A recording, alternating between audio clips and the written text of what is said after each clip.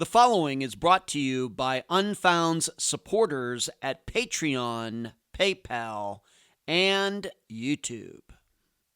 On October 13th, 2017, this podcast first featured Lucinda Huels, who went missing from Tampa, Florida on October 27th, 1984.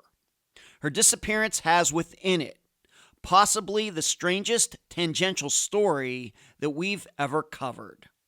Today, we revisit Lucinda's unsolved case with fresh, experienced eyes, the original 2017 interview, and new commentary at the end.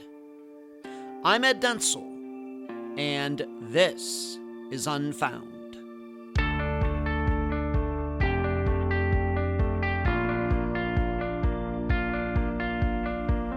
You remember the first time you discovered something wasn't real? I think for many of us, that time would be when we discovered, or were told, that Santa Claus is really just a parent at 1 a.m. on December 25th. Then, maybe if we think about it harder, we think of Mark McGwire's home runs. They weren't real. Steroids. Lance Armstrong won the Tour de France 7 times. Not real. He was using HGH or whatever it was. Milli Vanilli. Nope, they didn't sing those songs that to this day are still catchy. They lip-synced them. Rob and Fab were only out there because they looked good. And there are many well-known instances like these. And for some of you, you probably have personal stories like this as well. And we all remember how we felt when we found out. We felt foolish, sad, angry, disappointed. And in fact, at least in the English language, one of the nicest comments that can be made about a person is that he or she is real, although the definition of that could vary from person to person. I mean, the well-known CD by Faith No More, it's not called The Fake Thing, it's called The Real Thing, the one with Epic on it. Well, imagine if you're an 8-year-old girl, and your mother vanished when you were 6 months old, so you truly never got to know her. Then one day, out of the blue, your mother is back. Your dad is so happy to have her return, and your mother is now taking you and your brother places. And before long, it's like she never disappeared. Then you find out your mother who came back, she isn't the real thing at all.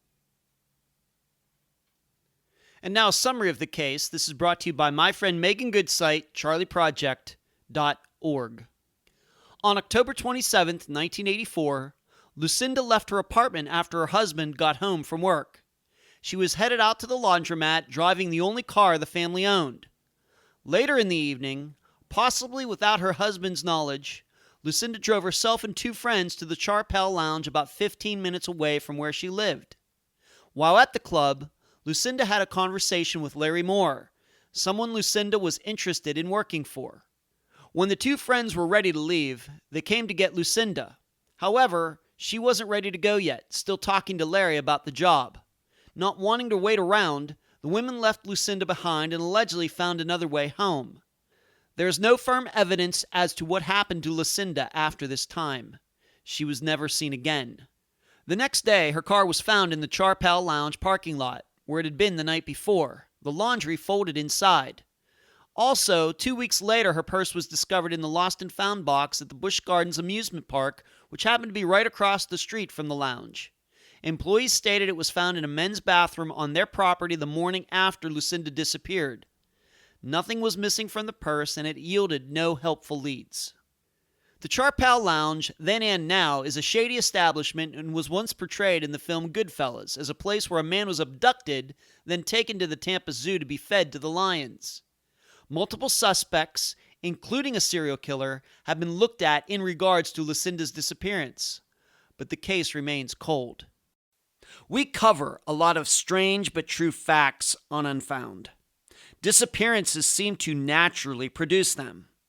Contemplate whether the issue regarding Amanda Dennis is the most unusual information you've ever heard in a missing persons case, as you also try to answer these 3 questions during the interview. Number 1, why would anyone, not Lucinda, not completely dispose of her possessions instead of leaving them in the restroom for someone to find? Number 2, even if the Charley Lounge was a shady establishment? Why have no other women connected to that place gone missing? And number 3, can Lucinda's husband be completely ruled out regarding her disappearance? The interview for this episode is with Lucinda's daughter, Deanna Riley. And I need to give a shout out to the site crimeblogger1983.blogspot.com for making this interview possible. Unfound news. I am in Pennsylvania. Yes, I know what I said, that I wouldn't be here until March 13th. But Dad called and said he'd like me to come up earlier than that, so here I am. At this point, I do not expect any change in the production of the podcast. Next, please tune in next Thursday, March 14th at 7 p.m. Eastern on the Fischler College of Education and School of Criminal Justice YouTube channel as Dr. T and I go over the anatomy of a disappearance. Finally, this coming Monday, March 11th, please be looking for the last team episode where I interview Assistant Cherie. You know her best from being the moderator for the Unfound live show. I'm so happy to have on this episode of Unfound the daughter of Lucinda Huels, Deanna Riley. Deanna, welcome to Unfound. Hi, thanks for having me. Deanna, this is the second time in about 3 weeks on Unfound where I'm interviewing a family member who really never knew the person who disappeared. A few weeks ago, we did the disappearance of Helen Diamond, and it was her granddaughter, Holly, who is heading up her family's efforts to find her grandmother. Now, for you, 33 years later, you were just 6 months old. You never really knew your mother when she disappeared in 1984. What have you heard about your mother? Do people who knew her see similarities in you? Do you share a lot of the same traits? What have you learned about your mother over the last 30 years? Well, I knew that she was a good woman. She loved my brother and I, loved my dad dearly. She was a family person. She, as far as I know, that's how she was, very loyal and, just a family person, loved her kids. That's pretty much all I know as far as her, well-being. Now there's other things that come across later on after finding out she came up missing that I know about. Mm-hmm. Does anybody say, when I look at you, Deanna, you look a lot like your mother? Do you? I've not met you in person, but do you? Yes, very much so. Okay. Interesting. I have the dark eyes, the high cheekbones like she did, the darker hair. Mm-hmm. It's interesting to see what traits are passed on, right? Right. Yeah. And do you, maybe as a young woman earlier in your life, did you have a lot of the same interests as your mother, what you heard about her? I mean, looking at it, how similar do you think you are to your mother? And what have people told you? Very, very similar. She was a very clean person as far as to my knowledge. The same way. I kind of OCD at times. Mm-hmm. And she was like that. Even growing up a little bit in my teenage years, I started being a bit wild on the wild side, and that's exactly how she was up to the day she came up missing. So I have those traits as well. Even, today, the age I am now, I get very bored with things very easily, and she was exactly like that. So I definitely have a lot of traits that follow behind her. And what about your brother? Is he similar to her as well? Does we didn't talk too much about him in our previous conversation. Maybe if you could speak for him for just a minute, what would you say? Yeah, he has some traits as far as I know, but I really don't know her, so I don't know as much as I know myself from hearing, things how she was that kind of resemble me more. But I don't know. I feel like he takes more after my dad than my mom, in a sense. But there are some things, the way, of her thinking, being spiritual and things like that, my brother picks up a lot on, with that. So that would be something you probably would know more with speaking with him, because he asks questions more for himself as I do mine. So And your mother, when she disappeared, she was only 17, but she was already married. She had a couple kids. How did your mother and father meet? I believe they met in the Lamplighter. Um, it was a mobile home park. My grandmother moved down here from Cincinnati, Ohio, and she moved into this mobile home park, and they were neighbors, and they met that way through they were neighbors, so they ended up meeting through that, and they ended up, I guess, falling head over heels. And my dad later moved back up to Cincinnati, Ohio for a little short period of time, and found that he wanted to come back here as well as my grandma, and I guess, didn't want to leave her behind. He was in love. Just went Mm. on from there. They got married, and they had us two kids, very young age. Yeah, yeah, yeah. I mean, my mom was 15, and then when she had my brother, so yeah, that was fairly young. Now we come up to 1984, and you were born in 84 or 83, if I may ask. I was born in March of '84, so I And was so right at 6 months old. 6 months old when she disappeared. And what was going on in her life at that time, to your knowledge? Well, she and my dad lived in an apartment complex in Tampa, well, Temple Terrace area, and they were married. My dad worked full-time job. She stayed home with us kids, and did, to my knowledge, what she should as a mother and wife. She was into She met a couple of friends living in that apartment complex that kind of steered her in the wrong direction. And she started, doing some things, dabbling in some things that she shouldn't have been, even being a mom and a stay-at-home wife and stay-at-home mom. From then on, that's when everything just started to vanish, per Mm-hmm. se, herself. Her relationship started, when I guess I'm almost thinking when they moved in that apartment complex, they started and my dad started arguing because she wanted to go out a lot and hang out with the two friends that she met in the apartment complex. And so she started going out a lot, hanging out, going to the bars, drinking, dabbling in some other things, and it started arguments between my dad and her. Um, she seemed like she didn't want to do those things. I mean, she did, but she would always go back and apologize to my dad, write letters to him apologizing and telling him time and time and time again that she would stop going out, things like that. But she just never did. She just kept doing it until, the one time she went to a bar and you never seen her again. And you've seen those letters, haven't you? Those letters that she wrote to your dad. You have them. Yes, I have them. So this was not what happened this particular evening of your mother going out. And I know that people in general may read about your mother's disappearance and they may think, oh, well, it's obvious this happened. And that's really not the case. That I think that we can say that regarding your father, this was not the first time that she had gone out and done this. And she had, like you said, been a very apologetic about it after the fact. Right. Okay. Yes, it wasn't the first time. She was going out quite a bit. Mm. And we do have to remember that she was 17. Right.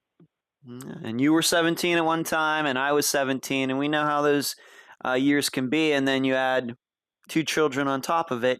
It's not easy. Nope. It's not easy. That's what.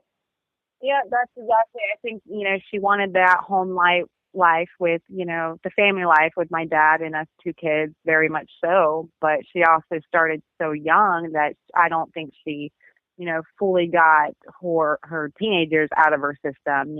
She didn't get to go hang out. She didn't get to, as they say, party stage at that age, and before she just settled so quickly. So it was not a surprise then that said she was going to go out and do laundry, and she did do laundry, but then on top of that she went out with her friends as well. Not something that maybe at that point was unusual. Right. Okay. So what do you know about that day, October 27th, 1984? What have you found out about it over the years, and what did your dad tell you about it? Any police reports, anything like that? What'd you find out? Um, well, I know that she was at home with my brother and I. It was just before my brother's second birthday. She was actually in the mix of planning that birthday party. Just 2 weeks, 2 weeks later, November 7th would have been his second birthday party that she was planning.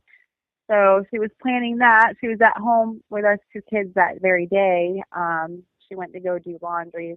Then two of her friends that she did meet in that apartment complex asked her if she wanted to go to a bar, to my knowledge.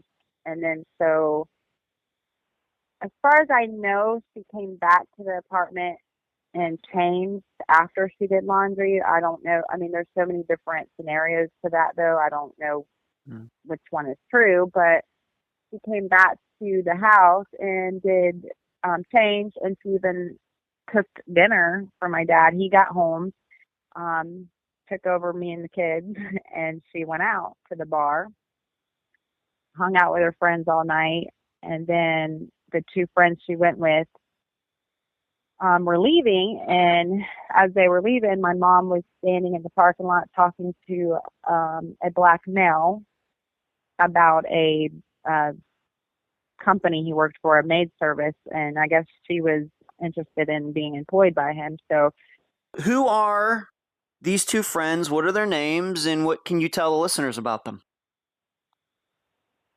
um, their names are Linda and Mika. They were actually quite older than my mom, and they weren't. I mean, at that time, they weren't good influences on my mom. They are the ones I believe that got her into the going out all the time, the drinking, the partying, dabbling in some drugs here and there, and so to me, maybe at their age, and if there's, one of them was married, so she wasn't single, so she, I don't think unless her husband was with her doing all these things, should have been doing that. To my knowledge, I don't think they had kids, so I mean, you do what you want to do, especially at that age. They're having fun, and that's fine. But to me, that wasn't good for them to be doing and dragging, their supposed friend out with them that has two kids at home and a husband to take care of. So, to my Yeah, knowledge, I mean, I'm not saying that they were bad people or, bad friends of her, but I do believe that they instigated her in doing a lot of things that she shouldn't have been doing at that time. and at least one of these women, Nika, had some run-ins with the law at one time, maybe before she ever met your mother, and definitely after your mother disappeared.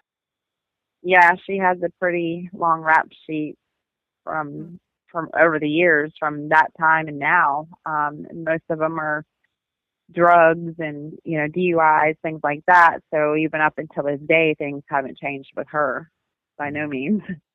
And possibly at the time in 1984, at least one of these women might have been dabbling in some prostitution as well.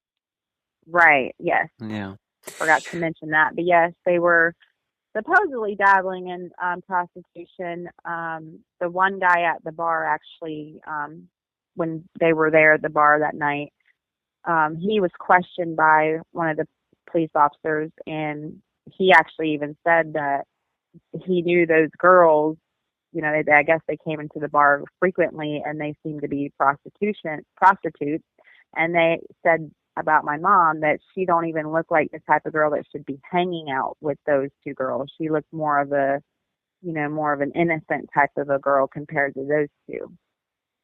Yeah. I mean, she was 17, and these women, I think, were at least, what, 10 years older than she was, probably? Maybe? Yes, And if the man had lived a little harder life than your mother had to this point, so it's no wonder somebody would say that. right, right. And what is this place? Where did your mother go with Linda and Nika that night? It was a bar in Tampa. It was called Sharpell's.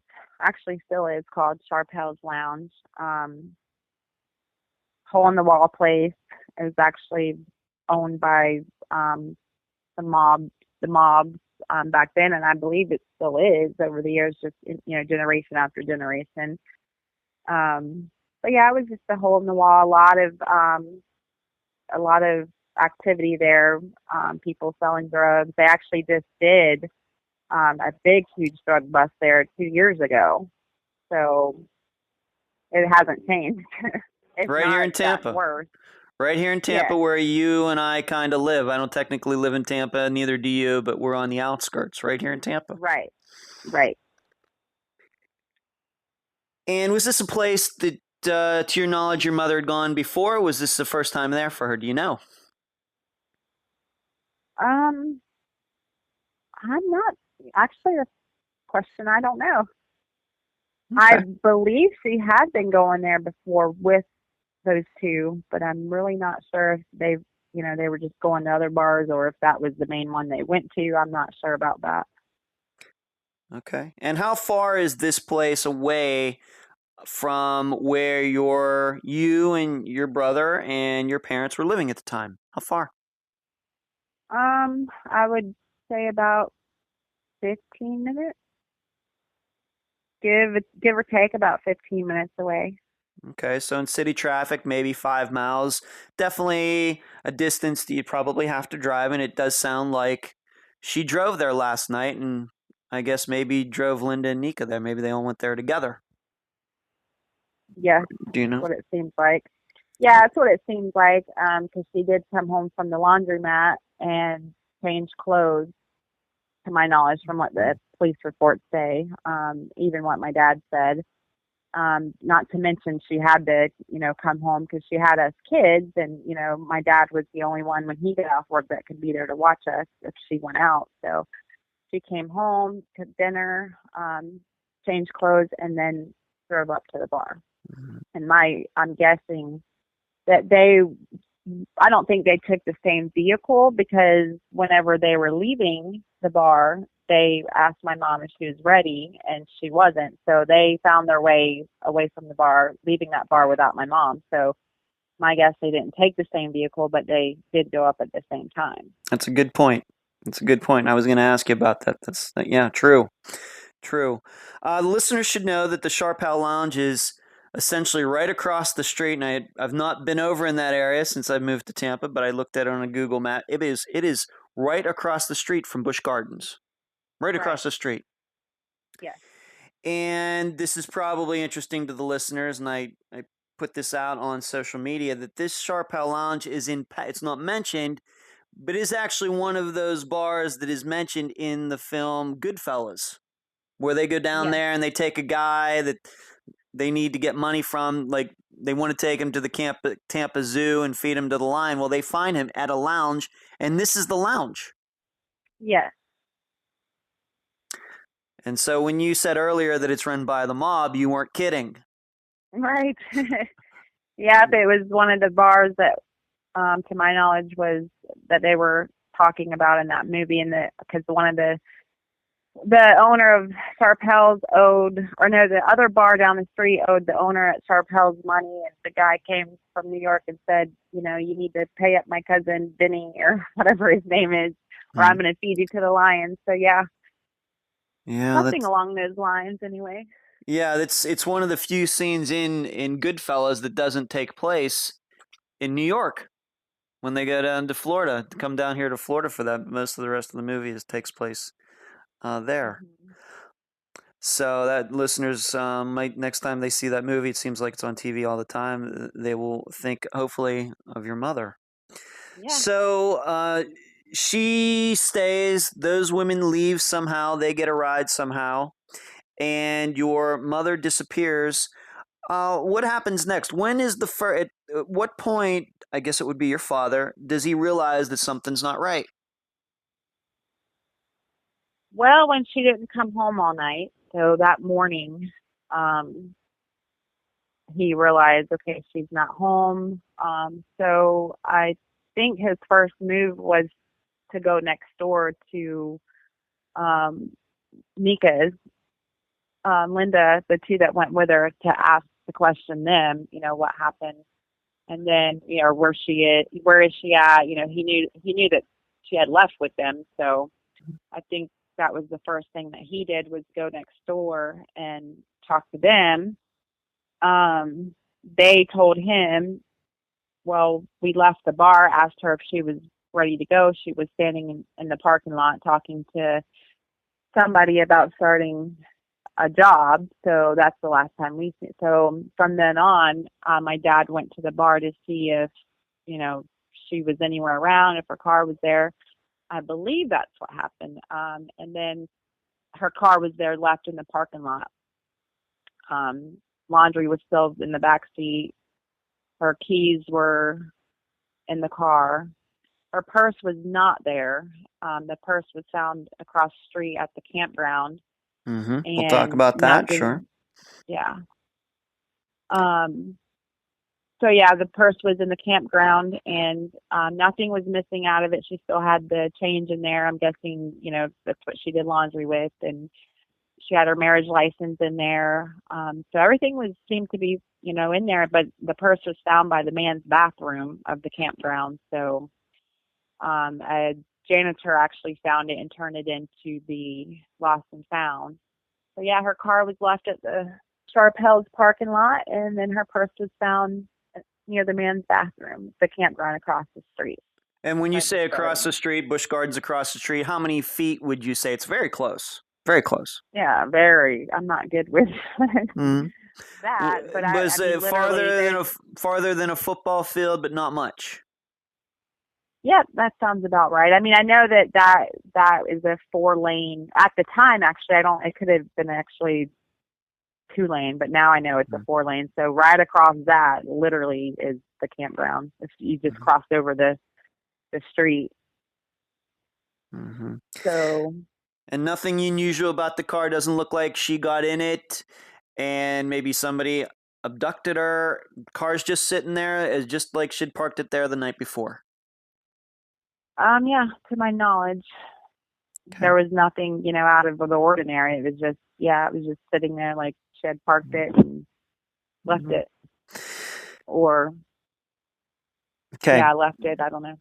Now, you mentioned the purse. It was technically found actually the same day that your mother disappeared, but you didn't find out about that, or your dad didn't find out about that for a couple weeks. Why was that? What happened there exactly? Well, I guess nobody had found it until the janitor found it and turned it into the lost and found. And then um, I believe the police was called and they took it in for evidence and then informed my dad that it was found.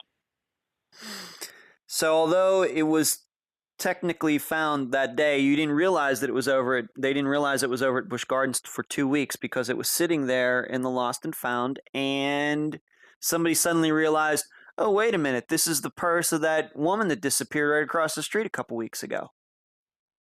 Right. Okay. I believe so. Okay, so just trying to establish that the purse was, although it wasn't known to your father for a couple weeks, it was technically discovered It was not found. Yes. not long after your mother disappeared. Not Right. long, not long, maybe within 12 hours of Linda and Nika seeing her outside. That's all we're trying to establish. Yes. And Yes. maybe we could go over again what was in her purse and in your feeling, was there anything missing from it?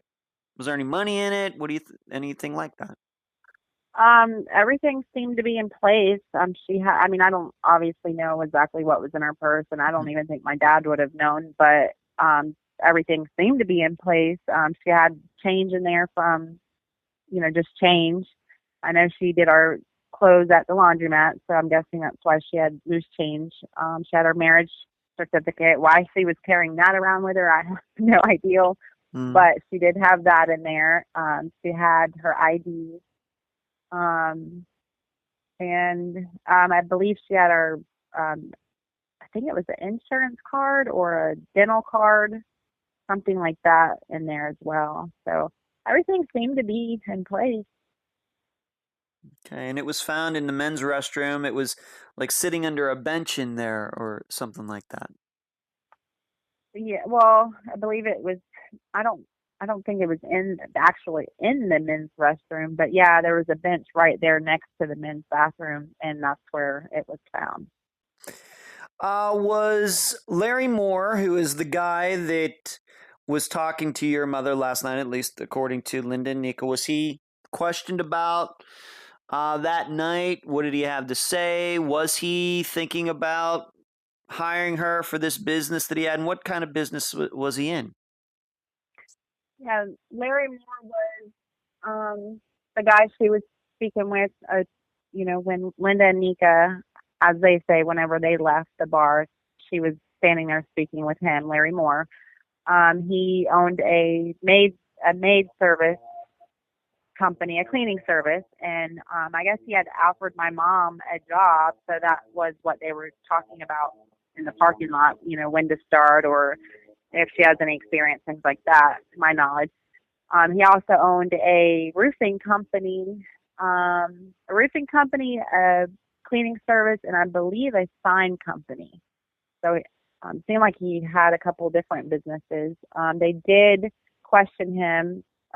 They pulled him over, him and another guy they pulled over. They um, had a weapon in their car with several rounds, some of them laying on the floorboard, that go to that weapon.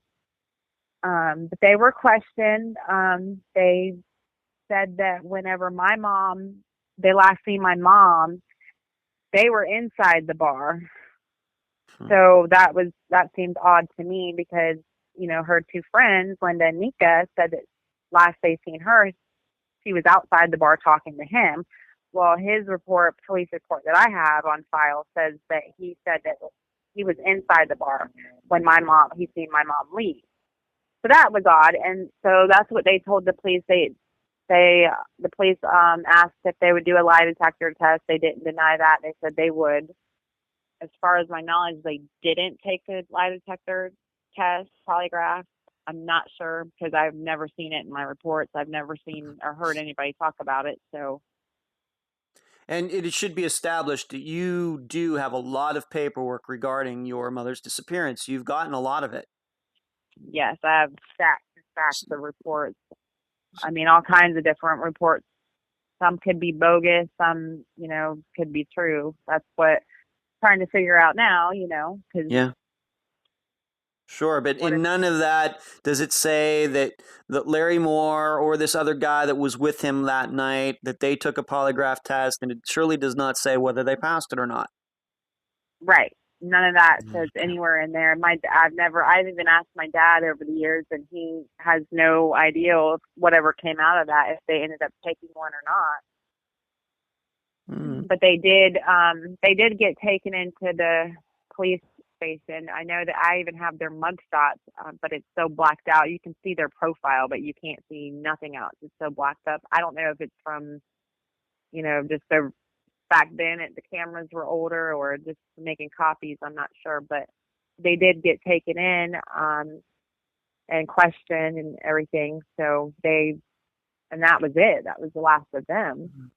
I think more should have, came out of that because her two friends were saying that she was last seen with him. So I think that maybe they should have did a polygraph test or, let us know if they took one or not, Of the course. outcome of it. Sure. Sure. And what's noteworthy is you mentioned that they got pulled over by police. That was the exact same night that your mother disappeared, and I guess drugs were found in the car as well when these two Yeah. got pulled over. And unfortunately, I did not write down the other guy's name, but it was Larry Moore that Nika and Linda specifically picked out that they saw your mother Lucinda with that night, and so that's why Right. we've used his name. Okay. Yes. What else have you learned about Larry Moore over the years? Anything suspicious? Has he had any other run-ins with the law? Once again, to your knowledge, any No, ideas? I haven't. To my knowledge, no. I've tried to research him a few times. He's not really, even as of a couple of weeks ago, I tried to pull him up and nothing's even showing up. I mean, there's a couple of obituaries that are showing up, but I don't even know if those actually, because they're not saying, exactly, they're saying his name, but there's so many different ones. So I don't know if one of them's him or not. So Yeah. I don't, but I know he would be pretty old to this day, so he might be deceased. But over the years, no, I don't. As far as my knowledge, I haven't heard anything. I haven't really tried to look him up either. Um, I Yeah, really I mean, haven't he gotten. might have been in his 30s, maybe at this time. I mean, and that Yeah, he'd be in his mid to late 1984. Yeah. 60s now. He'd be mid late 60s. Oh yeah, I think he would actually be older than that now. I think he's like 78 now. Oh wow, He then was. he would have been in his Yeah, he was. 40s. He was older. Yes, he was way older even than Linda and Nika. Hmm. And he, mind you, he had running three businesses and things like that. So he's quite older. Yeah. I think I do have his birthday written down somewhere, but yeah, I do remember he was an older guy. And we should say one more thing is that there was the suspicion out there that this one particular business that he had, the maid cleaning service, might not have been that. It may not. It might. It could have been a prostitution. Just to cover up for prostitution.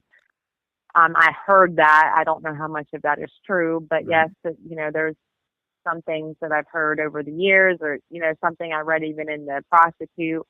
I will say that um, there was one report in there that some guy had made a report to the police station that some woman named Ann Masters knocked at his door asking for work if he has any extra things he could do either around the house, yard work, things like that, roofing work, and it mentioned roofing work as well.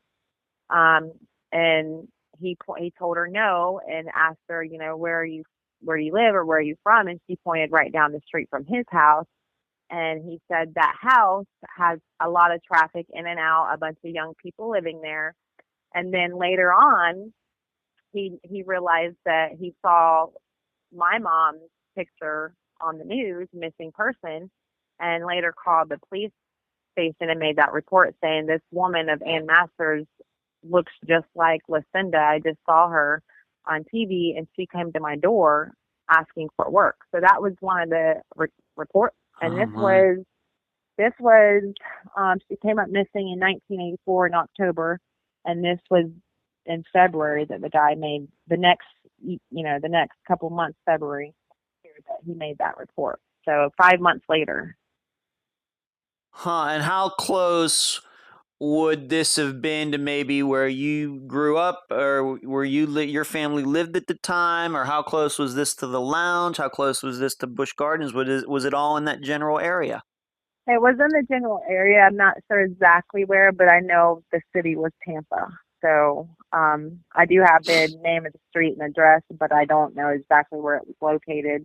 I did. I Google it years and years and years ago, but I don't know how far from where we lived at the time or the bar. But I do know it's in the general area from where she came up missing. Okay. To your knowledge, did Larry Moore happen to live in that area, or did he live closer to the lounge? Is it possible that that place that this guy was made this report on, could that have been Larry Moore's place? Is it possible? It's very possible. Um, I know Larry did live in the general area too. I don't know his address exactly at that time, but it's very possible that could have been it. And if not his address, it could have been where he, you know, ran his business out of, his three businesses, or even just the maid service. Mm. I don't, there's so many, different I don't know. I really don't know. A lot of different possibilities, and we don't Yeah, even know if that was actually her mother at that door that day or not. We just don't know. right. We We just just don't don't. know. There's just a lot of possibilities, a lot of unanswered questions in this case, of course. So what happened after that? You obviously you had this report 5 months later. Maybe somebody saw your mother, but other than that, did the police get any other leads? Her purse was found a couple weeks later, but other than that, the rest of the 1980s, to your knowledge, I know once again you were just a little girl. Any leads at all? Was anything? Anything popped up? Anything Oh, there was, found?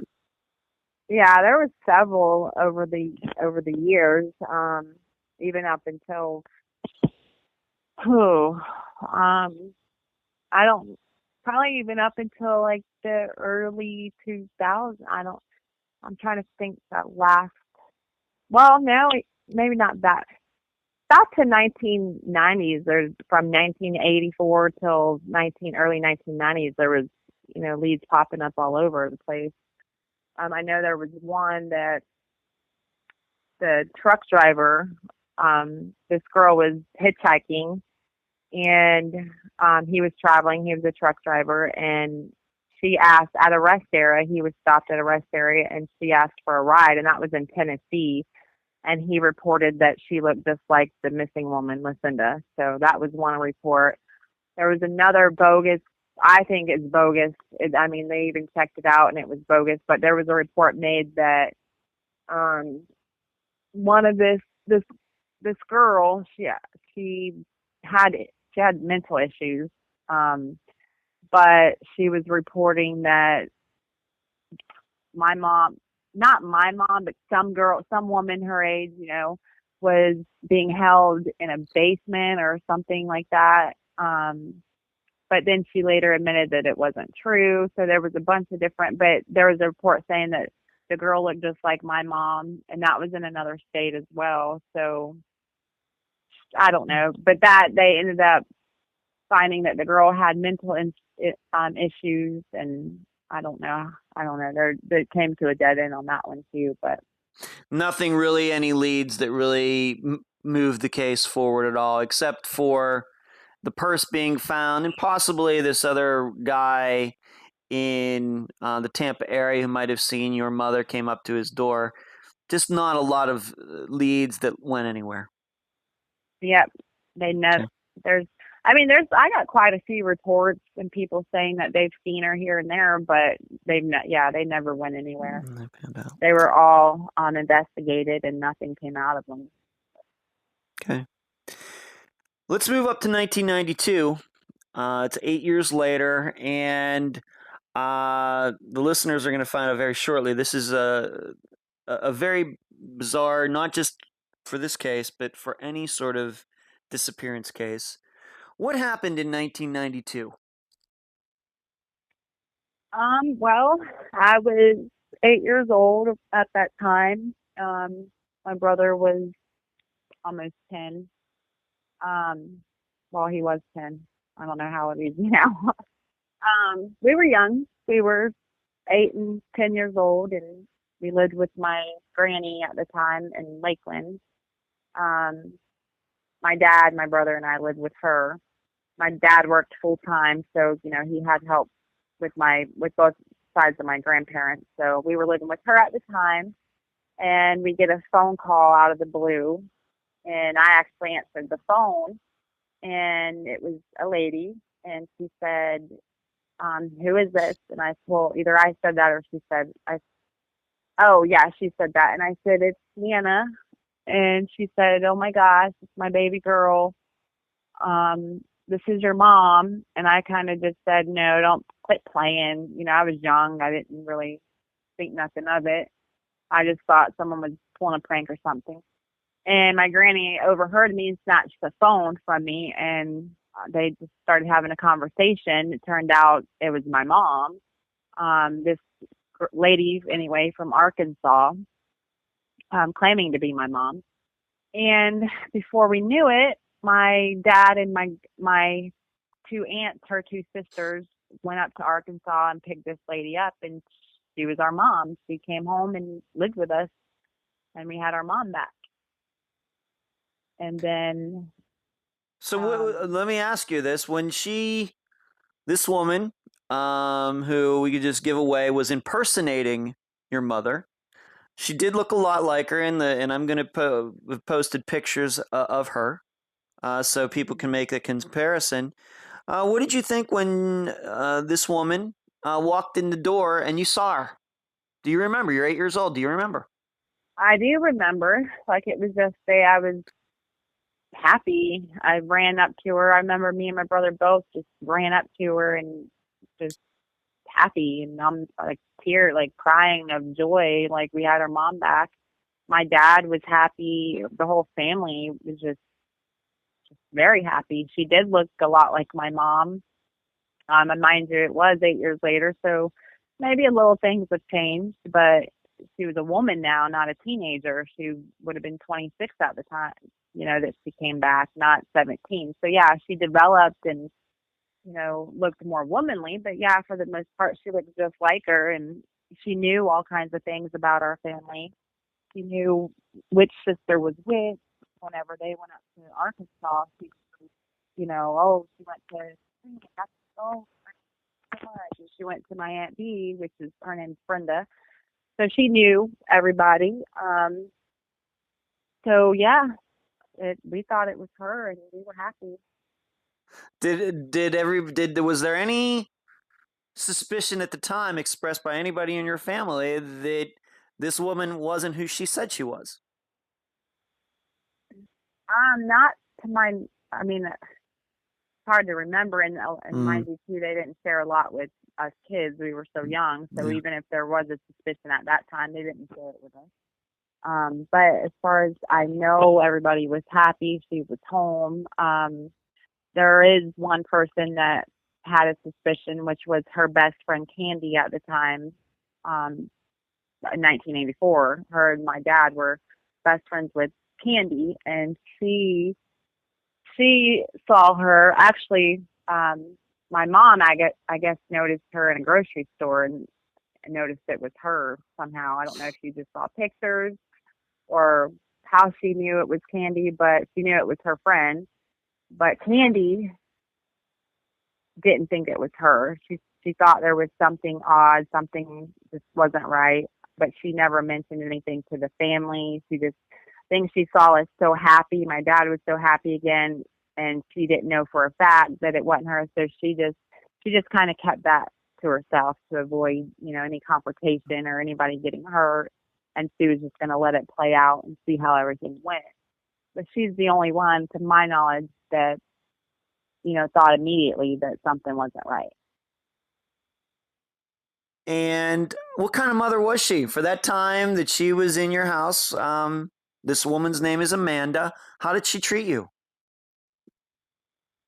Very good, very good. From what I can remember, I mean, we went to a mother daughter banquet at the church together. She helped my granny, her mom, make a dress for us to go to the mother, because my granny made dresses and stuff back then. So she made dresses with my granny. That's what we wore to the mother daughter banquet. She was she was good. She was a mom. She seemed like a good one at that. She was very attentive to my dad. She bought him cards all the time. Very, intimate with him.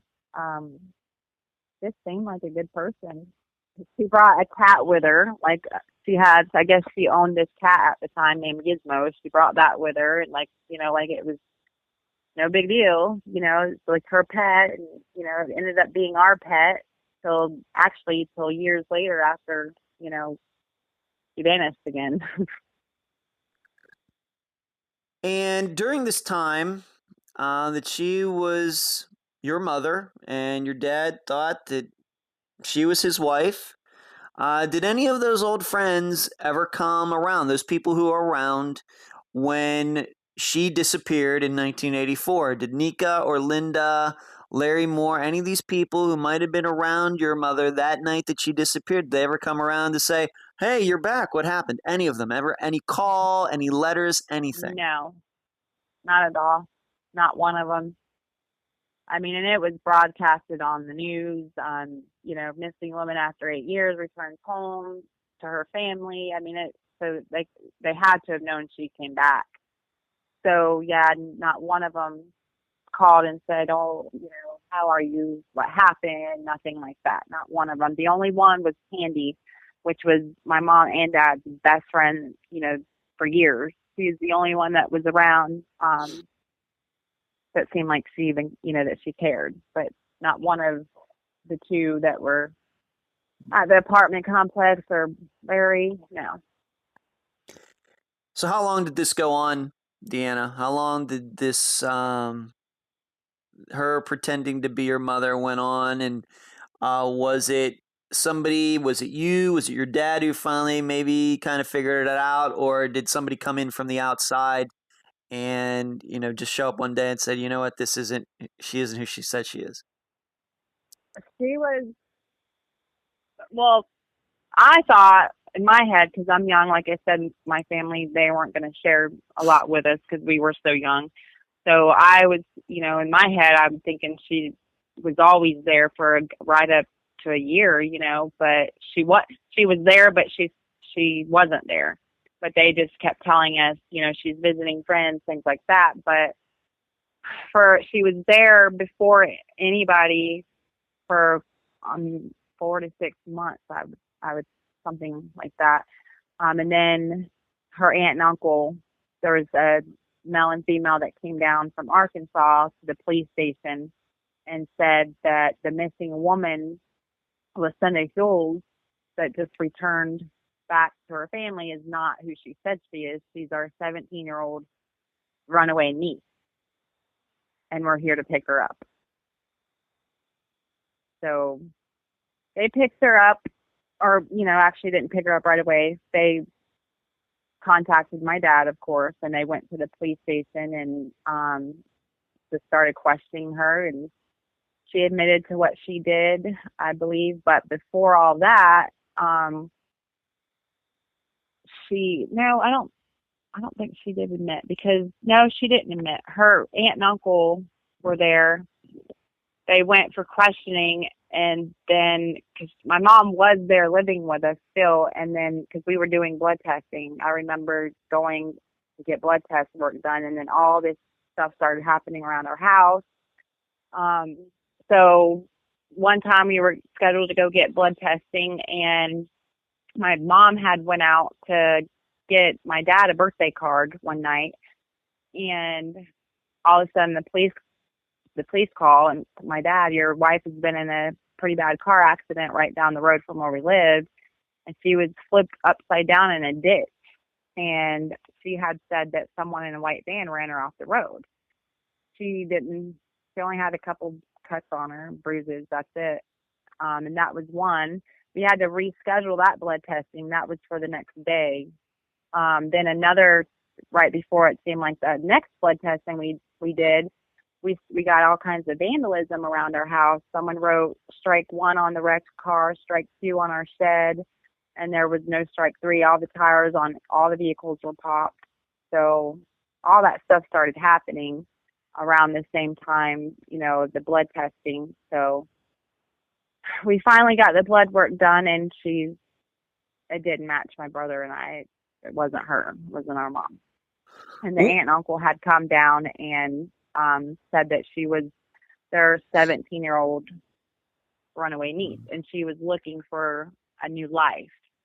She wasn't happy in her life. She saw our story on Unsolved Mysteries, and she went to the police station, claimed to be her, and she wanted to come back home to her family, and so that's where she came.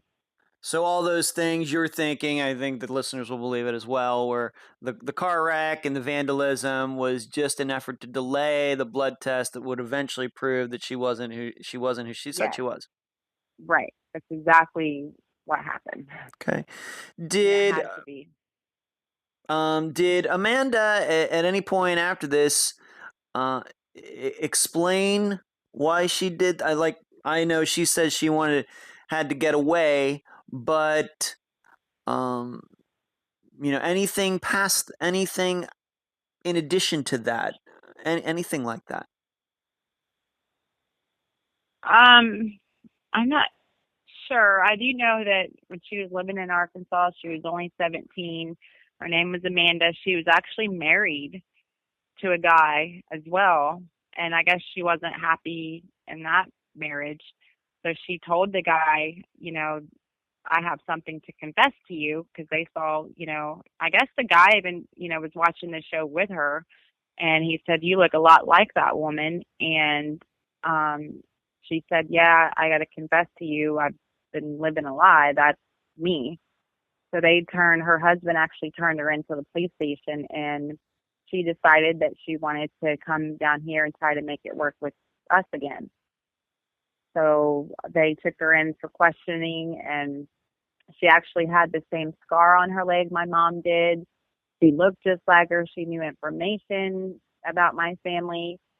The only thing that she didn't have the same that my mom is the gap between her teeth, and she said that she had gotten into a car accident, and so she had the dental work done to fix that.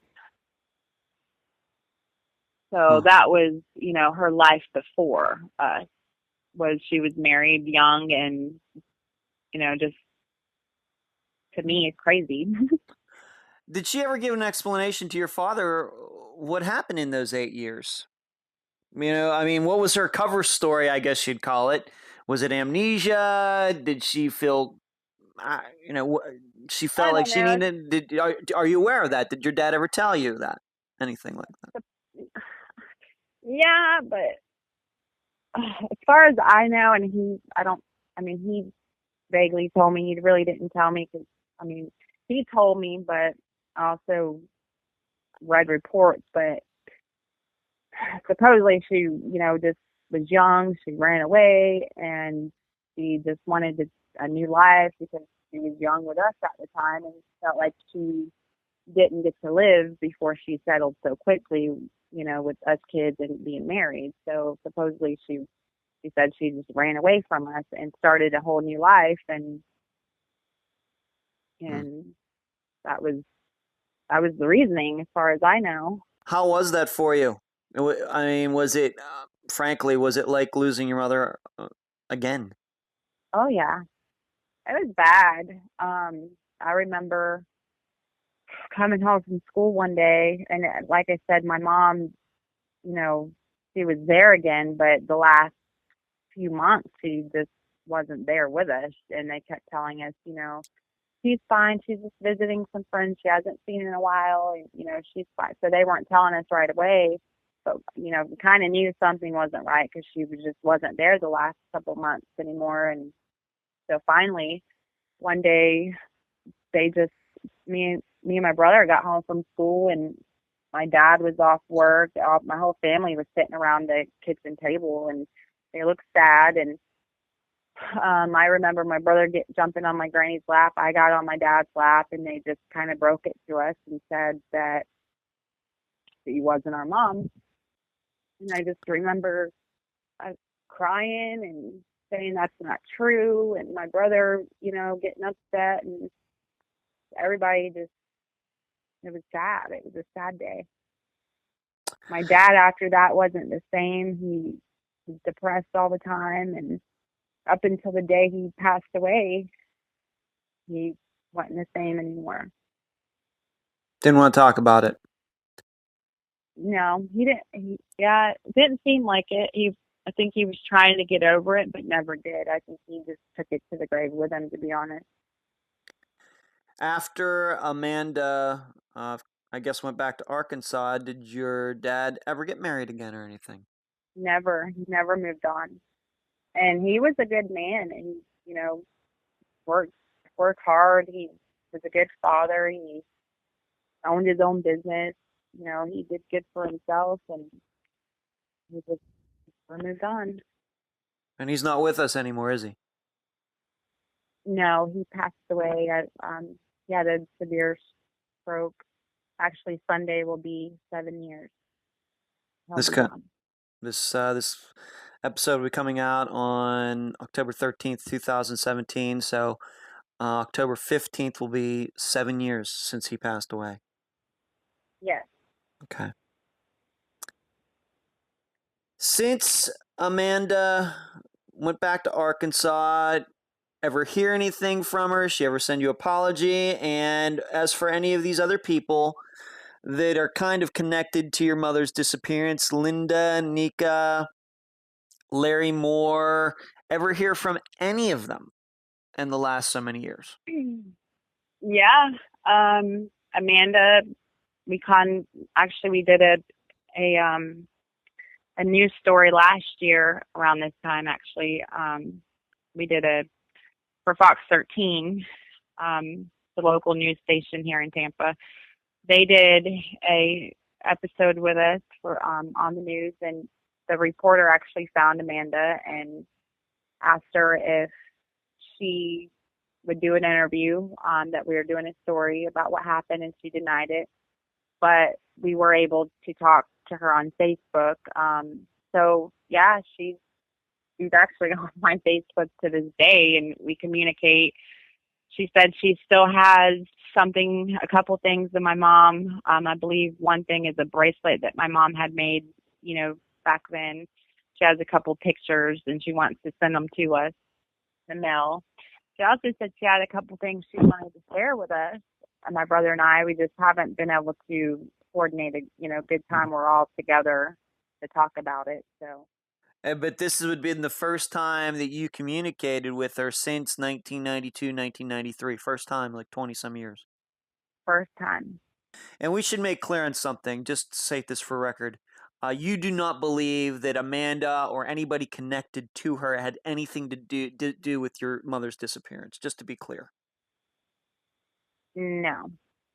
I Okay. mean, I know Amanda for sure is not her. Even, now looking at her Facebook, she has a lot of family pictures when she was younger. And so I do know that she's definitely not her now. If per se my mom's still alive somewhere out there, would she have known her? Somehow did they run into each other, and maybe that, maybe that's how she knew all the information she knew about my family when she came in to, be a imposter. Maybe she found, I don't know. I don't know. I have no clue, but is she her? No, she's definitely not her. And maybe we kind of glossed over this when we talked about Amanda coming into your life in 1992, although your perception was that she was into her 20s, maybe your dad's, your other family members. She was only the same age your mother was when she disappeared in 1984, which was coincidentally 17. Yes. She was 17, yeah, when she arrived here as my mom, and my mom would have been 26 at the time. And my mom also was 17 when she disappeared, yes. And so back in 1984, Amanda would have only been 9 years old or something at the time that your Right. mother disappeared. So once again, it's a little hard to comprehend, but you may have been right. Maybe in that time there was some interaction, and I suppose that's something that you could ask Amanda about if you ever get the opportunity to do that again. But I'm sure some listeners are thinking, well, it's kind of strange to reconnect with somebody like that all these years later. Yes, yeah, it was definitely, nerve-wracking. It was hard to even write her for the first time and even get out what I want to say clearly, because I didn't know how to approach it. Like, do I approach it angry, like mad at her for doing that to my family? Do I, just approach her in a nice way, forgiving way? I mean, even to this day, it's, people say, how can you be so like nice about it? Or, when you talk about her, it's not that I am, it's just that, you know, things happen. She was young, I'm a forgiving person. There are things that she has told me as to, why she did it. So I don't know. I just feel like, she was had mental problems, but Yeah. But like you said, you know, while she was there, she she was a obviously, good mother to you, even though she wasn't your yeah, mother.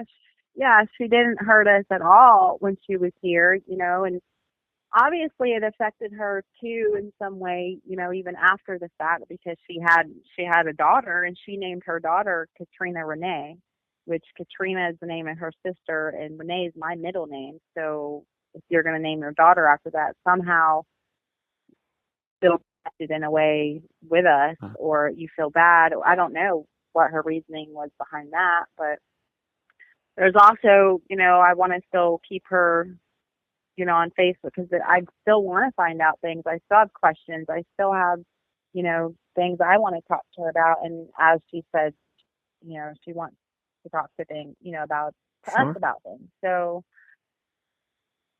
Yeah. um, So just to be clear, Katrina is the name of your mother's sister, Katrina. yes, So so Amanda named her daughter Katrina, which is your mother's sister's name, and then Renee, which is your middle name. right. Okay. And that's another question I want to ask her, you know, why did she do that? Like, does she still feel emotionally attached to us in some way? Like that time that she was here, I feel like she really generally got close with us and fell in love with us as a family. Like to me, she just seemed very sincere when she was here. Like, so maybe it just touched her life and she wanted to continue that through her daughter. I don't know. Yeah. It's a question that I would love to ask her. And I hope you will. And I'm not saying you have to tell me, or I mean, just for your own knowledge, you surely do not have to tell me what her answer is in all these other conversations that I hope you do have with her. I think that's very important. But Mhm. I hope you get the answers you're looking for when you do talk to her. Yes. I hope you do. Now, I know that several people, I'm sure, are going to come across, or over the years have come across, your mother's disappearance, maybe on websleuths.com or charleyproject.org or any of the missing person sites out there.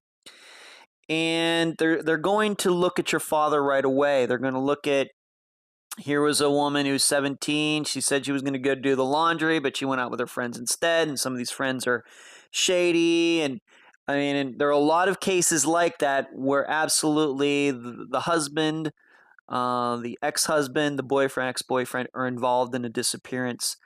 But in your father's case, what would you say the chances are, and maybe those facts out there that don't make him actually a very good suspect at all in this disappearance? Yeah, I mean, I see it all over the Mm-hmm. websites and people you making their own accusations about it, but definitely not. My dad was a very good man. He was caring, loyal, loving. He would do anything for anybody. Um, he, yes, I mean, they argued at the time because she was going out a lot and she wasn't staying home, you know, as a family that he, you know, wanted for us kids and himself. But he always forgave her, like always forgave her when she wrote letters or told him face to face. Like he loved her. He's very much in love with her, and um, even to the day he died, like he just loved her. He'd get teary eyed even talking about her. He never moved on. So I don't, I never would look at it like that. Not to mention the night that she came up missing when she went to the bar. You know, he didn't have they shared one car, so he didn't have the vehicle. She had it at the bar, and he was there at home with us kids. So, and the police did question um other people in the apartment complex. Was he there all night with the kids? And he was. So that was, you know, And not to it's mention written. that, you did not live anywhere near them. I mean, it's 15-minute drive.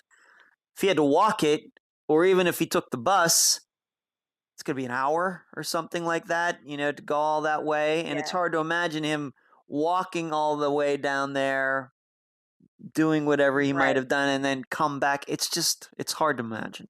Yeah, and my dad also, actually, my mom and him as well. They were very picky about who they let watch my brother and I. Like they don't. I mean, my aunt, her mom, Katrina, or I'm sorry, her sister, Katrina, my aunt.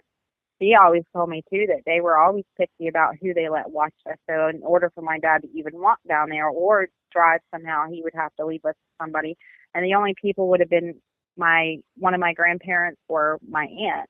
So, and of course they didn't have us, he did. So, and they, would tell you that.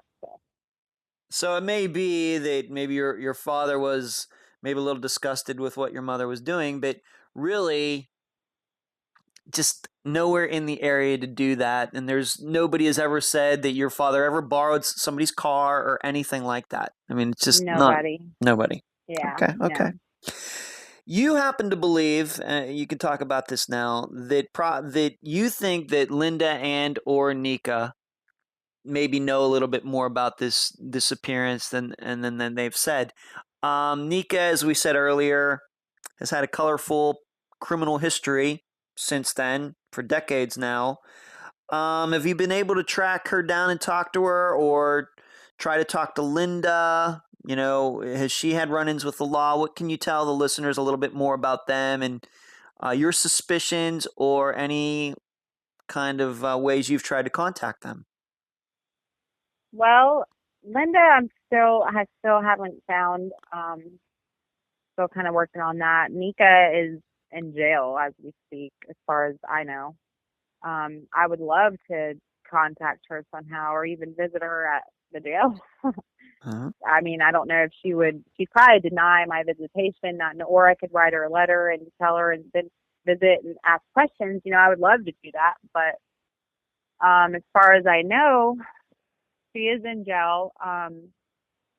Do I think they know something? Yes, part of me does, because and the police reports that I have from each one of them, they both say something different. And I'd have to have them actually right in front of me. It's fine. But they each say something totally different as to what happened that night. I mean, it's not off too much of what the police reports say, but it is different. And they were quite older than my mom.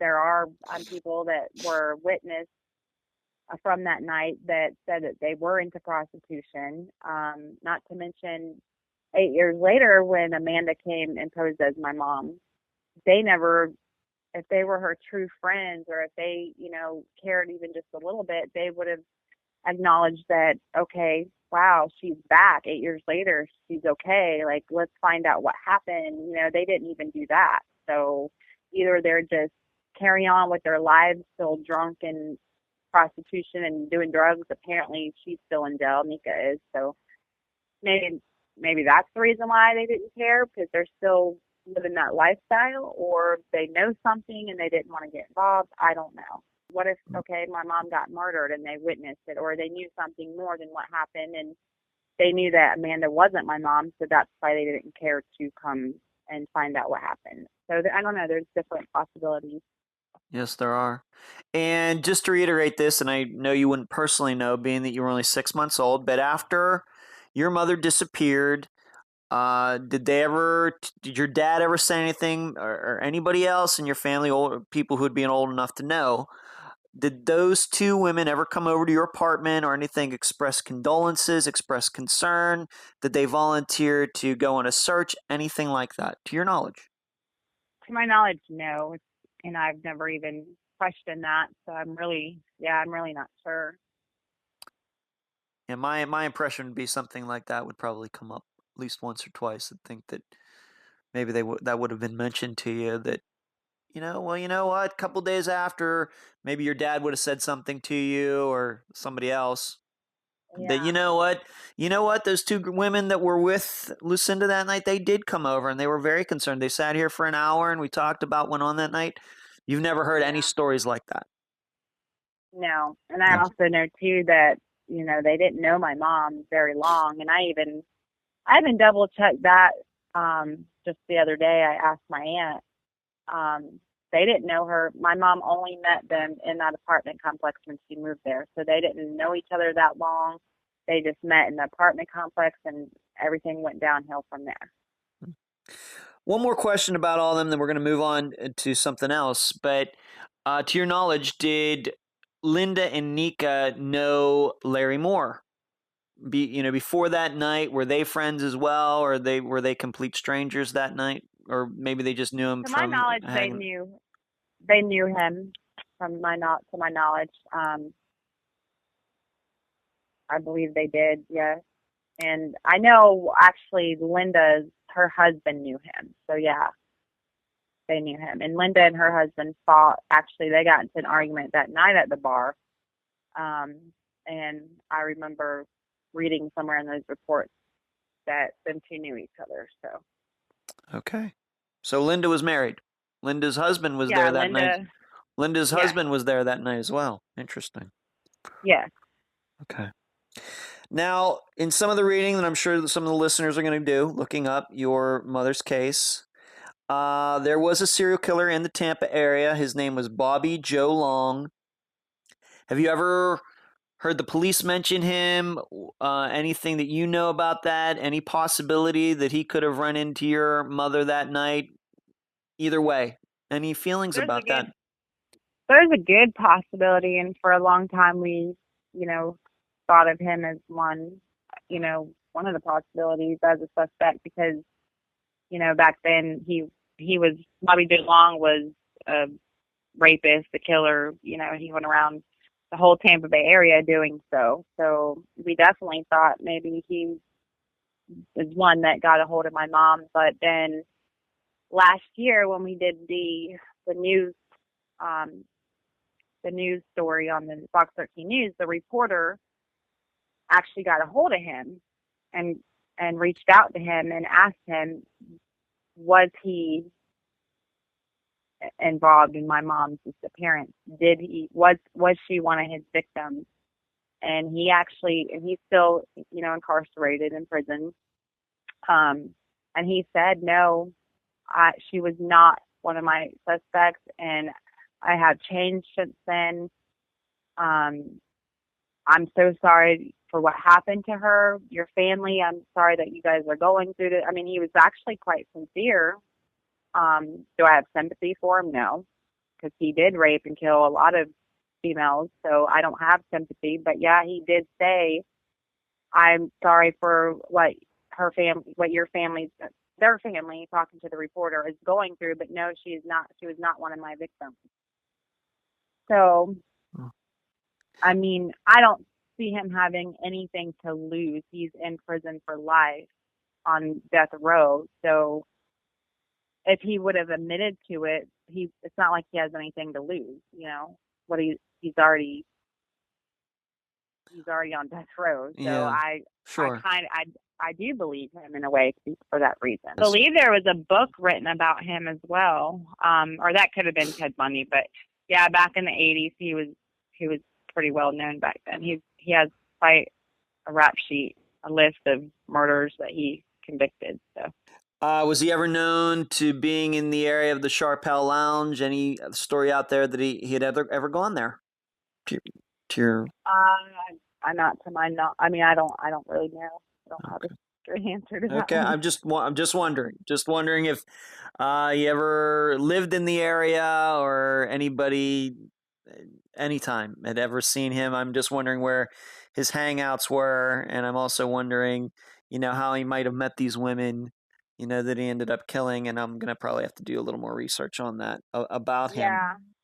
Yeah. I mean, he was from the area, I'm assuming, but I mean, this is questions that I'm even now asking myself. I should look up and find out those things. Okay. Something that's never even crossed my head to, research on. Because what if he did say he knew Larry at the time, or, what if he knew somebody in those crowds? You never know. But I think too, at the time, I'm wanting, I don't know if he was already arrested, or I don't know. I'm going to have to look all that up too, because I don't know if he. I mean, obviously, for us to think, or even the reporters to even think of him as a suspect, he wasn't arrested yet, unless he was arrested and got back out. So I'm not really sure. I don't know. Yeah. Usually, when they start breaking that stuff down, the police do, and finally catch a serial killer, they usually work their way backwards, trying to figure out where he was at various times, try to connect him to other maybe unsolved Right. disappearances, unsolved murders. And it may be somewhere in there you may find that he might have been out of state at the time your mother disappeared. It Mhm. just don't know. And I'm sure there's going to be at least a few listeners who are going to look that up for themselves and probably get back to me on that. I And do know that they did question him back then.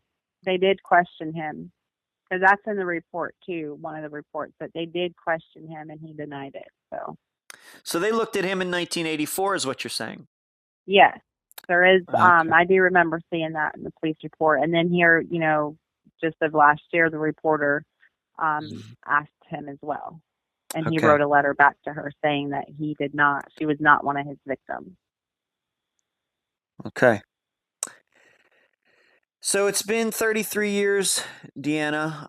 You are a mother now. You're married. What's it been like for you? Um. ooh, Well, now I'm happy. Yeah, I'm happy. I have two beautiful kids. Life is good. But every day is still, a question in my head. My family's head, like we're still wanting closure. Um, it's still my brother, he's got a lot of issues, anxiety, things like that, as do I, as do, a few other people in my family. And I don't know, and I don't blame that just on her. I just blame it on the whole situation. Like, even, okay, she came up missing in 1984, but then we regained our mother and lost her again, and we were lied to. I have problems with abandonment issues. Like, I'm scared I'm going to get left, even in relationships. I cling on to what I have so hard because I feel like I've lost so much. And she lied to us. She posed as someone she wasn't. She abandoned us again.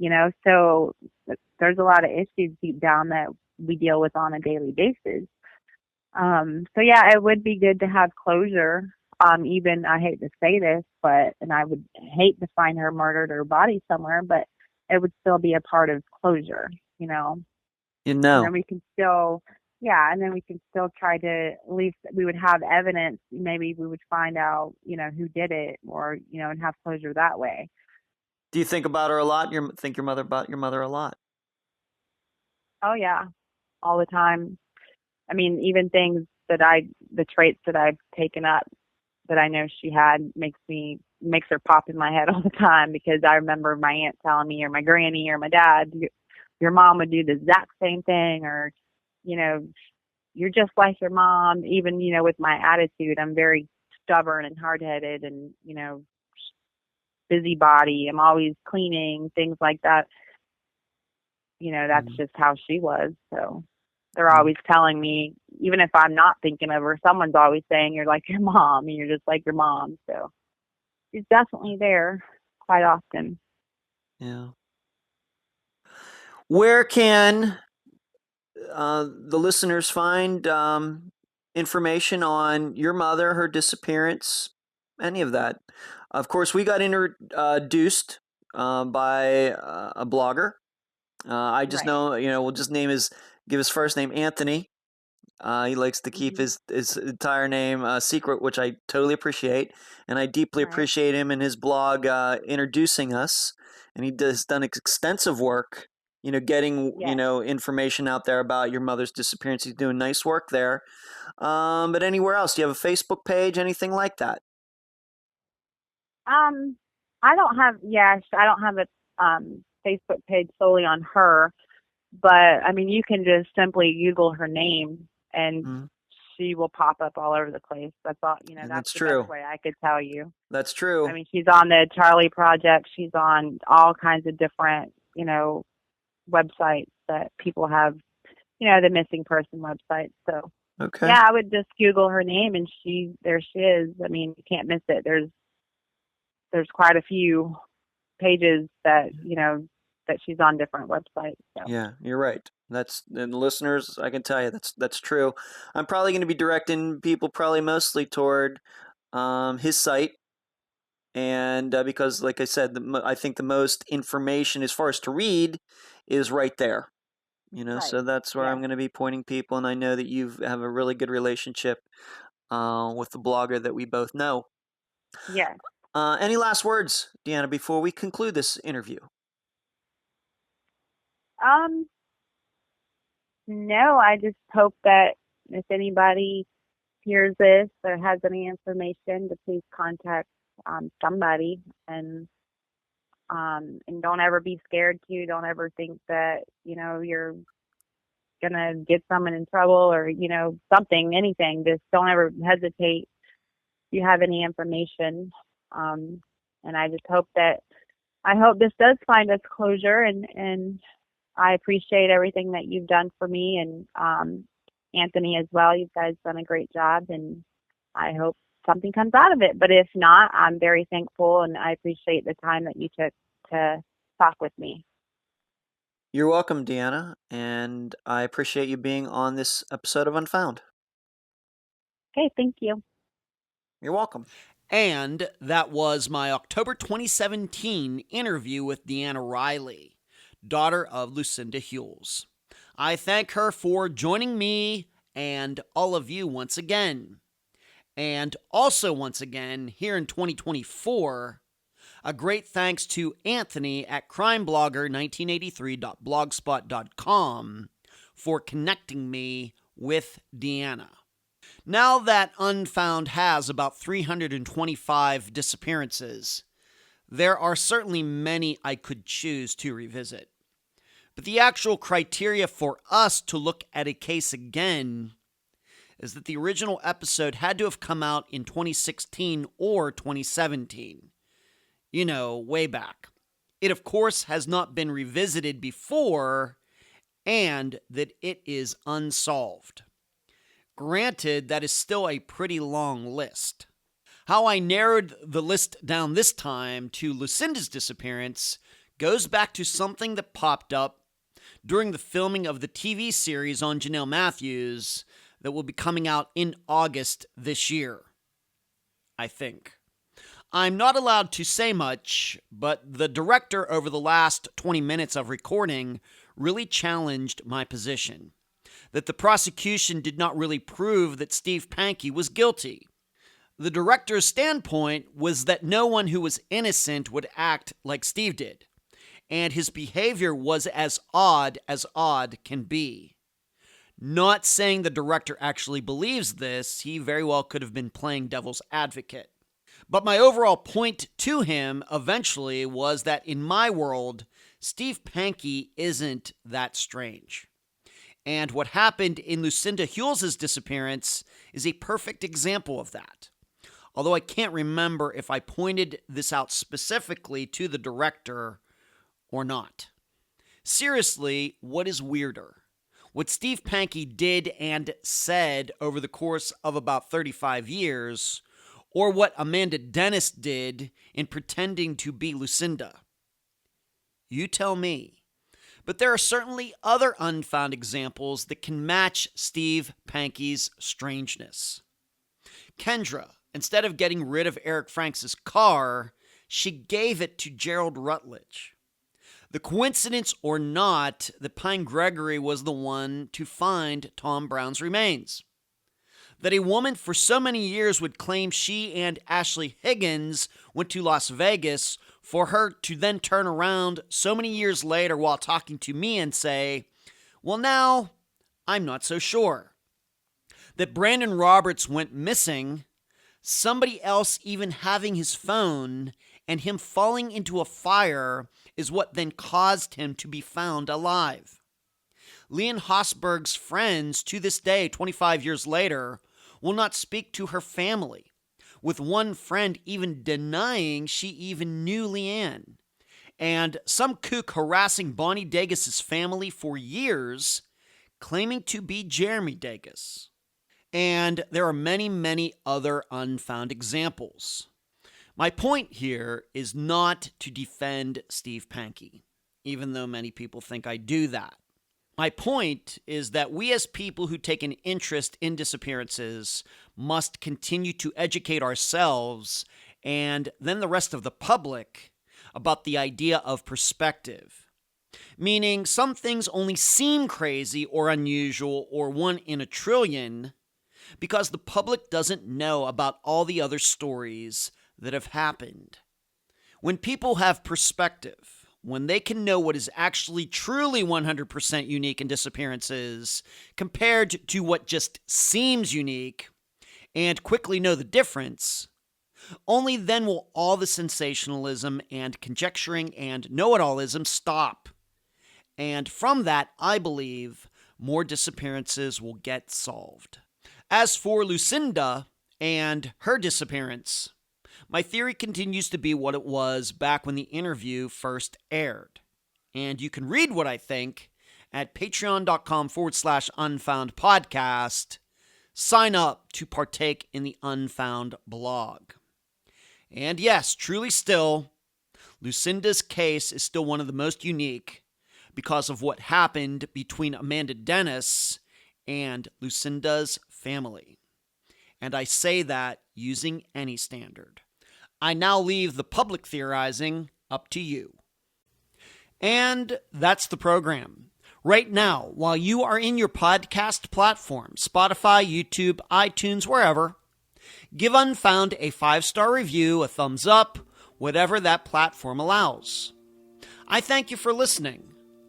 I'm Ed Densel, and you've just finished this episode of Unfound.